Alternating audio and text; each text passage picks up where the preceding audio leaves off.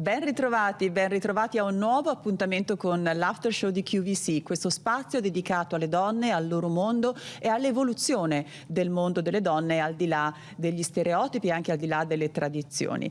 Oggi la mia ospite è Eleonora Rocca, benvenuta.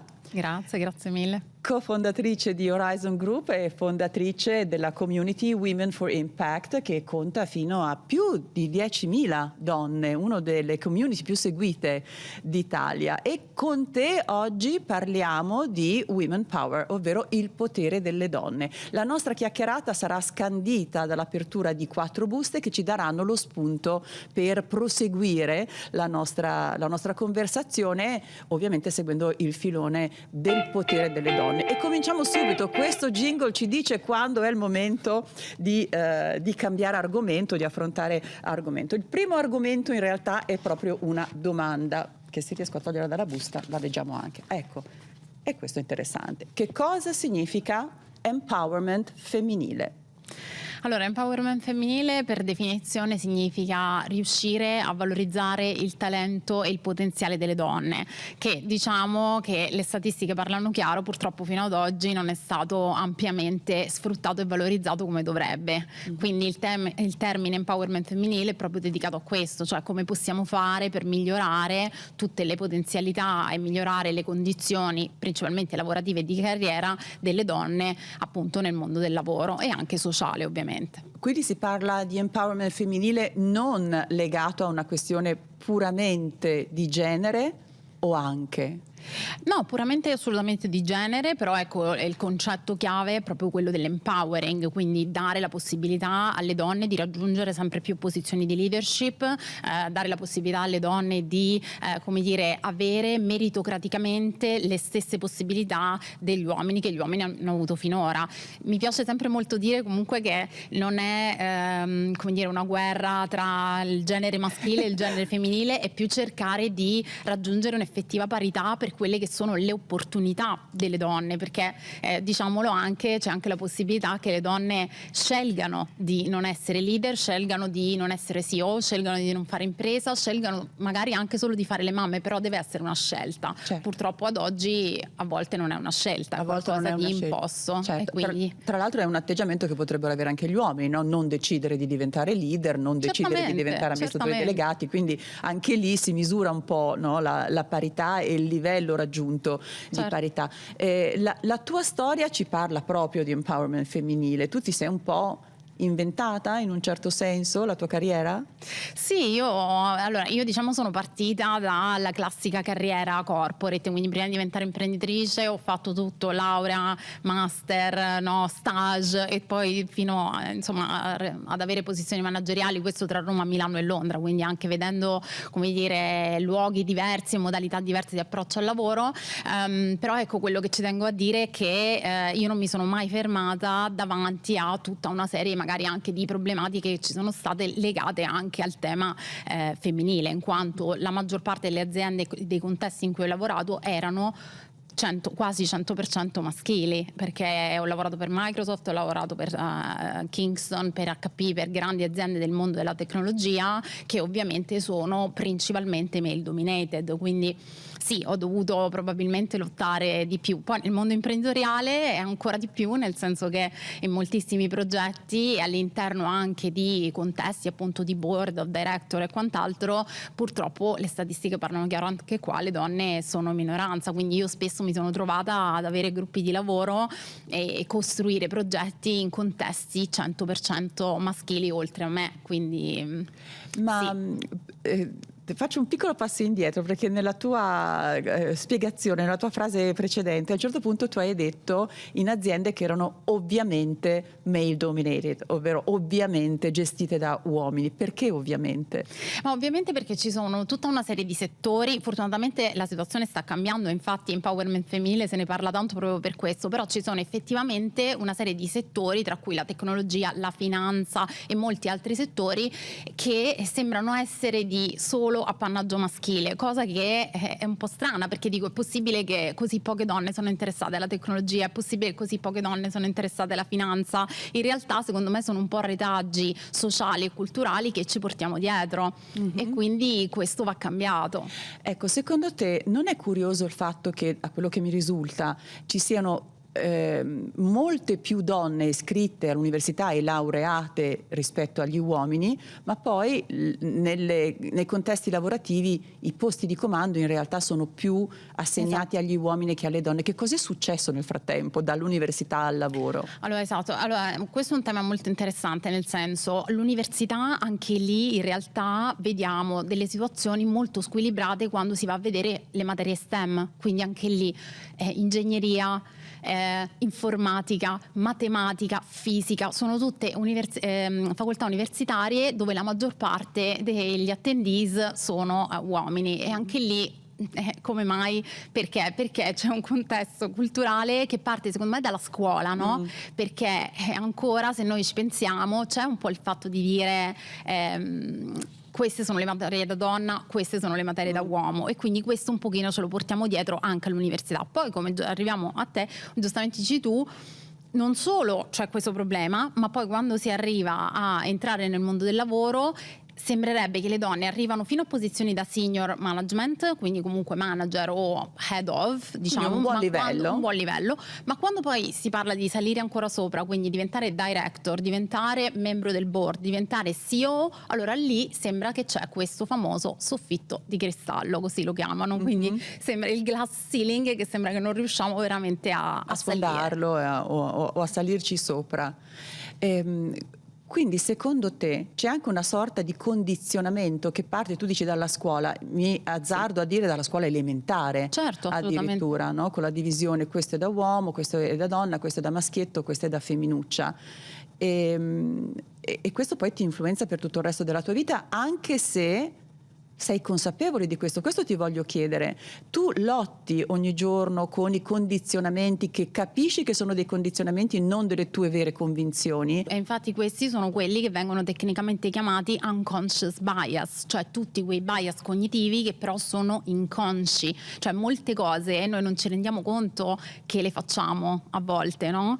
E quindi anche lì a volte quando parlo anche con le tante donne che fanno parte appunto della nostra community e partecipano al nostro evento, mi dicono: guarda Eleonora, a volte è così banale, anche solo se pensi negozi di giocattoli, non me ne cioè parlare. Io divento pazza. Settore uomo, tutti i supereroi, no? Superman, tutte queste cose. Settore donna c'è solo le bambole, le Barbie e quant'altro. Ma magari io trovo gli strumenti per le pulizie, il piccolo lavapavimenti per la bambina, esatto, che va benissimo se me lo fai anche per il bambino.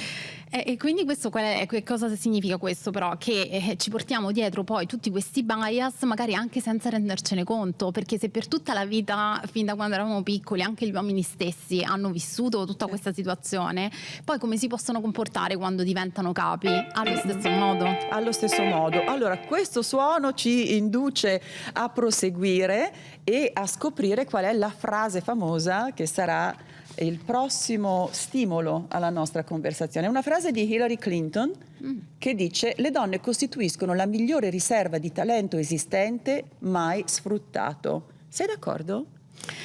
Allora, la migliore non lo so, perché anche qua entriamo in un contesto un po' particolare, perché anche lì adesso appunto se ne parla tanto, stiamo facendo passi avanti, benissimo, però non ci dobbiamo mai dimenticare che l'obiettivo finale è la meritocrazia, quindi non è un discorso che la donna è migliore, la donna ha tutta una serie di caratteristiche che possono renderla una brava leader, una brava manager, una brava imprenditrice, ma ci tengo sempre a dire, diversamente dagli uomini, ma è giusto che sia così, quindi noi non siamo più bravi, magari siamo più bravi a fare delle cose, loro sono più bravi a farne delle altre, però dobbiamo arrivare a un punto in cui entrambe le tipologie di leadership o entrambi i talenti vengono effettivamente valorizzati, cosa che purtroppo ad oggi non succede. Io racconto sempre anche la mia esperienza personale da imprenditrice, insomma anche da persona che è anche andata all'estero e quant'altro, molto spesso ho notato che alcune caratteristiche naturali della donna come l'empatia, l'emotività, il senso anche materno protettivo che comunque abbiamo, che fa parte di noi, nel business o in certe situazioni lavorative può diventare effettivamente un boomerang. Questo che cosa significa? Che noi dobbiamo diventare maschi, dobbiamo essere come loro per esercitare la nostra leadership? No, ma dobbiamo sicuramente lavorare su tutti questi aspetti per riuscire ad essere le buone leader, ma sempre mantenendo le nostre caratteristiche. Quando tu dici che può diventare un boomerang, lo dici rispetto al lavoro che devi fare oppure rispetto a come puoi essere percepita? Entrambe le cose. Entrambe le cose. Al lavoro, non tanto al lavoro, è più come può essere percepita e quelle che sono le situazioni che si vanno a creare, per cui dall'altra parte hai magari appunto degli uomini che possono sfruttare, tra virgolette, negativamente, ma come anche delle donne, questa tua debolezza, quindi bisogna poterci lavorare. Ok? Però ripeto, attenzione a non dire le donne sono migliori degli uomini, hanno più talento, hanno del talento che probabilmente non viene sfruttato abbastanza, ma perché appunto magari a un certo punto diventano mamme banalmente e si trovano a dover scegliere, perché oggi ancora purtroppo si trovano a dover scegliere, e invece soprattutto in Italia. Soprattutto in Italia, ma non solo, perché comunque anche fuori diciamo che sono sicuramente dei passi avanti, sono avanti, ma non troppo, perché a parte gli Stati Uniti mi sento di dire che l'Europa comunque anche lì sta lavorando. Sì, ecco. Sì. Senti, allora anch'io ti do un piccolo racconto personale. Mi sono ritrovata a un certo punto della mia vita in un contesto di collaborazione, eccetera, eccetera, e quando sono arrivata dopo 5 minuti mi hanno detto: allora tu stai nel gruppo donne. E io ho detto: come sono? Cioè, per carità, sono una donna, me lo ricordo, però sono una persona, cosa vuol dire il gruppo donne, no? E qui entriamo un po' nell'ambito delle quote rosa, che è un argomento che a me mette sempre molto a disagio, perché, come dicevi tu prima, no? Meritocrazia, cioè se tu sai fare bene una cosa, sei titolata, sei qualificata e hai delle potenzialità, è giusto che ti venga riconosciuto il tuo ruolo, ma se ti viene riconosciuto solo perché c'è bisogno di una certa percentuale di donne, onestamente questa è una cosa che mi mette a disagio. Certo. Cosa ne pensi? Allora, sulle quote rosa io dico sempre, da una parte c'è di positivo che le persone che oggi prendono decisioni, che sono principalmente uomini, si trovino a dover ragionare e riflettere su, ok, esiste il genere femminile, dobbiamo preoccuparci, no, di inserirle all'interno di contesti di leadership. Ok, dall'altra parte però sì, possono diventare qualcosa di pericoloso e un boomerang anche qui, perché appunto se io poi inserisco le donne perché per le quote rosa le devo inserire e non perché sono davvero brave, allora lì vado ad alimentare un contesto non meritocratico, invece che lavorare affinché la percezione della donna sia uguale a quella dell'uomo, e quindi che sta lì perché se lo merita, perché è adeguatamente qualificata, non sta lì perché donna, allora dobbiamo metterla lì. Certo, anche perché poi potresti essere trattata con così, certo. no, sufficienza, e in effetti in questo gruppo poi io mi sono resa conto che in effetti l'esigenza c'era di portare avanti un discorso più al femminile per riuscire a raggiungere una sorta di parità che però non abbiamo ancora raggiunto per quanto riguarda sia la presenza nei consigli di amministrazione delle donne, soprattutto in Italia credo, e la parità salariale. Questo è un altro problema. Questo è un altro problema. Allora, questo però riguarda anche, a mio avviso, io parlo sempre per quello che vedo tutti i giorni, quella che è la mia esperienza, questo dipende anche dalla capacità delle donne di negoziare, che ancora lì purtroppo è diversa, no? Da quella degli uomini. Gli uomini oggettivamente, a mio avviso, sono più bravi a negoziare delle donne. Perché? Perché la donna, poi ripeto, non generalizzo mai, non si può generalizzare, però il tema qual è? La donna vive la sindrome dell'impostore costantemente, vive il perfezionismo costantemente, quindi non ritiene di essere all'altezza, di conseguenza non negozia nel modo giusto. L'uomo invece è capace di fare quello che in UK chiamiamo overselling, quindi a volte anche vendersi anche meglio di quello che effettivamente è, no? E quindi qua è la colpa, tra virgolette, di chi è sì del contesto sociale, che probabilmente non ha messo la donna nella condizione di lavorare adeguatamente su certe cose, ma anche delle donne stesse che devono in qualche modo imparare a negoziare Certo. e a come dire, anche oltrepassare certi bias cognitivi che anche lì hanno. Un altro esempio che ti posso fare, anche qua articoli, statistiche ci sono su questo: la donna non si candida neanche per certe posizioni se non ha tutti i requisiti che sono indicati da quell'offerta di lavoro per ricoprire quel ruolo. L'uomo invece lo fa, anche se non ha tutto, dice no, ok, ci provo lo stesso. Quindi su questo, ripeto, su questo dobbiamo imparare da loro. Quindi mollare un po' l'aspirazione alla perfezione e accettare anche il fatto che si possono imparare delle cose man mano che si fanno. Certo. Allora, cambiamo busta, ne apriamo un'altra, adesso parliamo di emozioni. Allora, attenzione. Ups. Eccola qua. Empowerment è anche non avere paura di parlare delle proprie difficoltà. Allora, tu sei fondatrice di questa community, no? Community anche evento. E anche evento, che si chiama Women for Impact, giusto? Sì. E che conta più di 10.000 donne e fai degli eventi in cui partecipano tantissime donne e hai avuto modo di raccogliere le loro esperienze. È vero che le donne cercano di nascondere quelle che sono state le difficoltà per arrivare dove sono arrivate? No, non cercano di nascondere, ma si trovano meglio a raccontare queste cose o comunque a ragionare sui propri errori e migliorarsi se sono in un contesto dove ci sono altre donne che in qualche modo le supportano. Io dico sempre, noi siamo anche molto aperti ad avere uomini nella nostra community, infatti stiamo cercando di lavorare per avere sempre più ambassador uomini, perché ripeto, non stiamo facendo una guerra, dobbiamo cambiare la società in qualche modo e dobbiamo farlo tutti insieme, quindi collaborando. Tornando alla tua domanda, diciamo che le donne sono più aperte al confronto e anche a parlare delle difficoltà, no? Dei momenti difficili, come li hanno superati, quando si trovano in un contesto in cui sono libere, no? Di potersi confrontare anche con altre donne. Secondo me questa è molto la forza della nostra community, cioè il fatto di dire io entro e parlo tutti i giorni, mi racconto, mi confronto con le donne che ce l'hanno fatta, anche quelle che ce l'hanno fatta meno o quelle che ce l'hanno fatta e che sono aperte a raccontare appunto anche i momenti di difficoltà e che cosa hanno imparato da questi momenti di difficoltà. Quindi ci si abitua anche qua alla cultura del fallimento e all'elogio in realtà del fallimento. Ci sono anche libri bellissimi su questo concetto, elogio del fallimento, di che cosa davvero tu impari, di che cosa raccogli ogni volta che anche cadi, perché il bello è poi rialzarsi e riuscire a creare, a fare sempre di più e sempre meglio con gli insegnamenti che partono proprio dal fallimento. E se sei in un contesto dove ci sono anche altre donne che condividono con te questa cosa, che ti supportano e che si ispirano anche magari a te, è molto powerful, è molto bello secondo me per entrambe le parti. Infatti noi lavoriamo tantissimo anche con tutti i rapporti di mentoring, quindi matchiamo delle mentor e anche dei mentor uomini con delle mentee affinché possano fare dei percorsi di 3-6 mesi o anche 9 mesi in alcuni casi, proprio per costruire i propri percorsi di carriera insieme. Un affiancamento di chi tra virgolette ce l'ha fatta e chi ce la sta facendo o sta provando a farcela. O vorrebbe essere come quella persona, no? Perché anche lì magari io voglio diventare director di appunto un'azienda che fa appunto un mondo finanziario, un mondo tecnologico, super male dominated, magari ho paura, non mi butto, non ci provo neanche, no? E invece poi ascolto la storia di chi ce l'ha fatta, che magari ha superato quelle difficoltà, ha visto che ci sono le stesse difficoltà, ma le ha superate e ti spiega come ha fatto. Sai che cosa? Questo è molto interessante anche perché una donna che ce l'ha fatta e che viene riconosciuta a livello nazionale o anche internazionale come una che ce l'ha fatta, viene sempre un po' guardata come se fosse una supereroina o come se avesse delle spiccate caratteristiche maschili.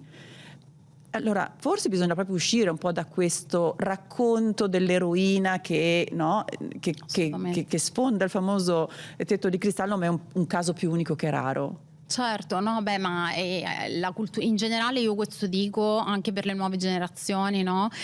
Non dobbiamo mai passare questo concetto del successo a tutti i costi, le persone di successo sono perfette, no, sono sempre comunque persone e soprattutto non c'è strada di successo che non abbia avuto dei momenti di difficoltà, voglio dire, le ansie, le paure di non farcela fanno parte del quotidiano, specialmente per chi fa impresa, dove noi conviviamo tutti i giorni con con il rischio, la sensazione di voler sempre fare di più, no? Tutte queste Certo. cose sono normali, però appunto se non normalizziamo tutte le difficoltà del percorso pensiamo sempre appunto sì, lei c'è riuscita perché no, Hai è una persona superpoteri. come te, no? E questi superpoteri te li insegna, ma i suoi superpoteri non stanno nell'essere perfetta, ma stanno nell'aver capito come sfruttare queste difficoltà, Le in modo opportunità positivo. e le potenzialità anche che si hanno.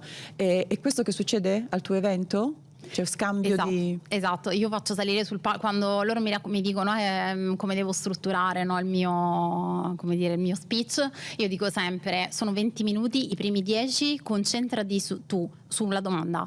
Dovessi dire come sono diventata la professionista che sono oggi, come ci sono arrivata, raccontamelo senza filtri, ok? Perché che sei brava lo sappiamo, altrimenti non saresti qua. Quindi l'autocelebrazione secondo me non funziona mai, anzi l'umiltà di dire sono arrivata qua, ma voglio condividere, voglio give back, voglio aiutare anche te a raggiungere quell'obiettivo raccontandoti tutti i retroscena. E poi i restanti 10 minuti invece le faccio concentrare su dei particolari aspetti, no? Che possono essere anche interessanti da un punto di vista di come sta andando il mercato. Ad esempio molte parleranno di intelligenza artificiale, di sostenibilità, anche delle nuove professioni, no? Influencer, social media, anche lì raccontiamo anche il bello di queste cose, perché spesso anche lì di influencer si parla tanto, però sempre un po' sembra che l'influencer è quello che si fa le foto, i video, in realtà Certo. no, sono persone che hanno costruito anche piccole delle imprese, quindi andiamo a capire effettivamente cosa c'è dietro, per cui andiamo a tirare fuori anche un po' tutti questi trend che secondo me sono interessanti e stimolanti per chi voglia appunto mettersi in gioco anche in contesti nuovi e in crescita. Quindi un po' questa è la forza della community, lo scambio continuo. Certamente, infatti noi eravamo partiti da un progetto di evento e basta, e invece poi quando abbiamo visto che per le persone era molto importante in realtà proprio entrare all'interno dell'ecosistema, vivere il networking e appunto lo scambio tutti i giorni di link, di questionari, di idee, anche di progetti, che magari tu vuoi sviluppare un progetto e dici ho bisogno di un cofondatore, una cofondatrice, non so dove trovarlo, no? E lì magari invece ci sono le opportunità. E allora abbiamo cambiato, abbiamo aggiunto oltre alla possibilità di partecipare all'evento anche la possibilità appunto di pagare una fee annuale, una membership annuale come pagheresti la palestra, no? Certo. Però in realtà fai un percorso insieme a noi che comprende, come dicevamo prima, anche il mentoring, anche delle live, delle masterclass che facciamo. Quindi molto molto interessante. Avevo altre domande da farti, ma siamo incalzate e quindi arriviamo all'angolo scomodo. Speriamo che non sia troppo scomodo. Va bene. Non l'ho letto. Non ci sono professioniste da invitare al nostro panel. Questa è un po' come dire una scusa che si sente spesso, no? Quando diciamo perché sono solo uomini che parlano di questo argomento in questa conferenza, in questo simposio in televisione, no? E dico no, noi le avremmo invitate le donne, però non ci sono. È vero? Non è vero? Qui ovviamente possiamo rispondere solo generalizzando, no? Perché immagino che ci siano dei contesti in cui magari dice effettivamente non ne ho trovate, però magari anche la ricerca non è stata così approfondita.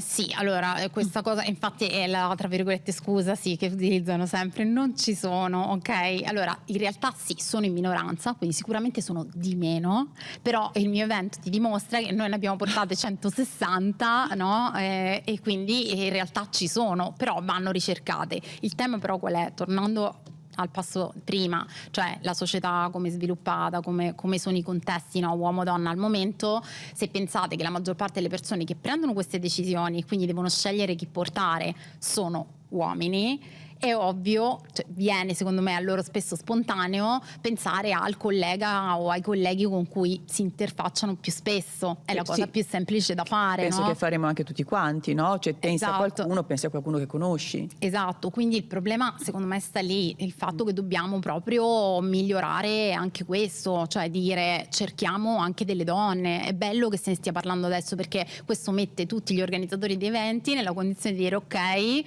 riflettiamo, davvero non c'è in questo settore, oppure faccio magari uno sforzo in più invece che chiamare il collega con cui lavoro sempre e ricercare davvero chi c'è. Io le ho portate anche da tutta Europa e da tutto il mondo, italiane che comunque hanno fatto delle belle carriere all'estero, quindi anche questo secondo me può essere uno stimolo per chi fa eventi in Italia, del dire andiamo a vedere se non ci sono i confini italiani, anche fuori ci sono tante persone fuori dai nostri contesti che possono portare valore nei nostri eventi. Ti faccio una domanda un po' personale. Tu sei andata all'estero perché volevi andare all'estero o perché pensavi che sarebbe stato più facile in quanto donna avere delle opportunità all'estero? No, io sono andata molto sinceramente, sono andata all'estero perché mi piaceva molto proprio Londra, il contesto inglese, più che altro non tanto per la questione femminile, ma perché ho pensato, e poi effettivamente è stato così, che nella misura in cui avessi voluto perseguire una carriera più di successo, comunque con maggiori opportunità di crescita, probabilmente in Italia mi sarei fermata, questo assolutamente sì. Non credo solo perché fossi donna, ma anche perché qua diciamo che il mercato del lavoro tende ad essere un po' più statico o comunque lento nei percorsi di crescita, mentre l'Inghilterra effettivamente dà molte opportunità in questo più senso. mobilità. Senti, tornando un po' indietro, no, ai famosi non ci sono abbastanza donne, Sì.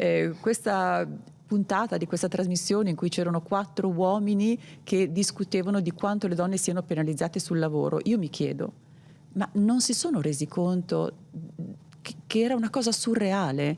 Cioè, invitare solo uomini per parlare della penalizzazione delle donne sul lavoro. Com'è possibile? Sono sempre i famosi condizionamenti. Assolutamente sì, e poi comunque c'è anche spesso difficoltà nel voler effettivamente accettare che c'è davvero un problema, perché molti dicono adesso però alle donne non si può più dire niente, no? Bisogna per forza, sembra come se noi stiamo volendo necessariamente sottolineare che c'è un problema, ma in realtà il problema c'è, perché io vedo molto spesso anche conversazioni appunto online in gruppi vari, ci sono ancora imprenditori e vabbè, abbiamo visto degli esempi di recente anche imprenditrici che ancora dicono però la donna poi sta 2 anni a casa perché diventa mamma, questo vuol dire che un problema c'è, e quindi il problema c'è, e bisognerebbe anche considerare che poi anche gli uomini potrebbero stare a casa perché diventano papà, anzi assolutamente, magari, no? ma anzi io ho anche parlato con uomini che mi dicono non trovo neanche tanto giusto che se l'uomo invece vuole stare a casa di più magari non può farlo perché la legge sulla paternità non è lo stesso, no? E quindi anche qua magari non è sempre colpa, no, del genere maschile, ma appunto del contesto che non favorisce quello che quella persona vuole fare. Ecco, su questo mi sento di dire, a Londra è molto bello vedere tantissimi papà con il bambino piccolo in giro, a volte li vedo anche da soli, cosa che per esempio in Italia tendo a vedere di meno, però ormai non vivo più qua, quindi magari è una mia percezione, però trovo che sia bello vedere la società che cambia in questo senso. No, io ne vedo parecchi, vorrei rasserenarti su questo, ne vedo parecchi di papà in giro da soli, anche molto giovani, in giro da soli col bambino. Senti, sempre ritornando al non ci sono abbastanza donne da invitare, secondo te, quando Rula Gebreal ha rifiutato di partecipare a una trasmissione perché era l'unica donna con 7 uomini, fatto salva ovviamente la libertà di decisione di fare quello che vuole, ha fatto bene o ha fatto male? Tu l'avresti fatto? Allora, secondo me è fatto bene nella misura in cui poi effettivamente se ne è parlato e quindi ha scatenato, no, una conversazione, un dialogo sul tema. A volte è vero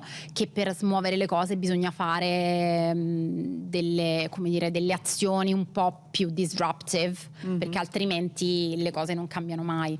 Se pensiamo che anche il voto alle donne e tutta una serie di diritti che oggi abbiamo sono dovuti anche a persone che hanno fatto la scelta di anche morire o comunque immolarsi per, tra virgolette, la causa, quindi trovo che sia giusto farlo, perché a volte bisogna proprio mettere le persone nelle condizioni di riflettere, e se non riescono a farlo, tra virgolette, quelle buone, bisogna fare qualcosa di disruptive. Allora, parlando di cose disruptive, femminismo, no? Anni 70, femminismo incattivito, femminismo duro e puro, c'era bisogno probabilmente, no? Perché non era mai stato visto un ruolo della donna come possibile paritario a quello di un uomo. E poi con l'evoluzione, con l'andare degli anni, secondo me anche per un certo motivo che lasciamo stare, è come se si fosse molto annacquato questo criterio, no? questa visione del femminismo, che va anche bene, nel senso che c'è bisogno di più dialogo, c'è bisogno di più ascolto, però secondo me bisogna ancora ritrovare un po' di autenticità e uscire da quello che è lo stereotipo che viene legato al movimento femminista sempre degli anni 70, cioè quello arrabbiato, quello della guerra tra uomini e donne. Sì, questo assolutamente sì. Oh, sai che abbiamo finito la nostra chiacchierata? Peccato. È un peccato, infatti, perché stavamo aprendo un tema praticamente infinito. Bello. Eleonora, io ti ringrazio tantissimo, Grazie spero a voi. tantissimo di avere ancora possibilità di chiacchierare con te, è stato molto interessante, spero che sia stato interessante anche per le persone che ci seguono, anzi non ne dubito, perché insomma quando si sente parlare del mondo femminile anche con termini magari non proprio usuali, magari ci dà un'apertura verso cose che potremmo fare o non fare. Vi diamo appuntamento al prossimo after show. Grazie di averci seguite. Grazie ancora, alla prossima.